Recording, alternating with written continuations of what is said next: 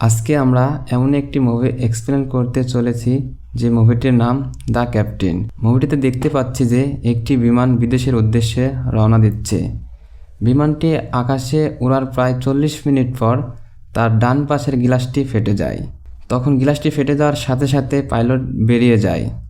তখন ক্যাপ্টেন পাইলটকে ভিতরে নেওয়ার খুব চেষ্টা করছিল। বিমানটিতে ছিল 119 জন যাত্রী। তখন তাদের অক্সিজেনের অভাব পড়তে শুরু হয়ে যায়। তখন তারা বেঁচে ফিরেছিল নাকি মরে গিয়েছিল সেটাই দেখব আজকের ভিডিওতে। মুভির শুরুতে আমরা একটি লোককে দেখতে পাই। লোকটির নাম ক্যাপ্টেন। লোকটি একজন পাইলট। ক্যাপ্টেনের পরিবারের সদস্য ছিল মোট 3 জন। ক্যাপ্টেন, তার স্ত্রী এবং তার মেয়ে।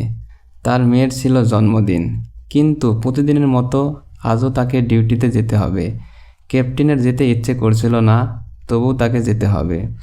তার মেয়ের বার্থডের গিফট উইশ করা ছাড়াই যেতে হবে। ক্যাপ্টেন এয়ারপোর্টের উদ্দেশ্যে রওনা দিল। ক্যাপ্টেনকে তার পাইলটরা তাকে শুভ সকাল জানায়। ক্যাপ্টেনও তাদেরকে শুভ সকাল জানায়। ক্যাপ্টেন তার পাইলটদেরকে বলে যে আকাশে অনেক ঘন মেঘ, আমরা মেঘের উপর দিয়ে যাব। তখন তারা ব্রেকফাস্ট করার জন্য তৈরি হয়ে যায়।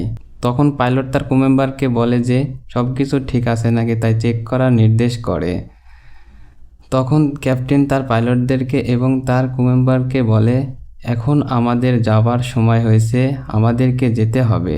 বিমানে ওঠার সময় তার যাত্রীর একটা ছেলে ক্যাপ্টেনকে গুড লাক বলে। ক্যাপ্টেনের নির্দেশে ক্রু মেম্বার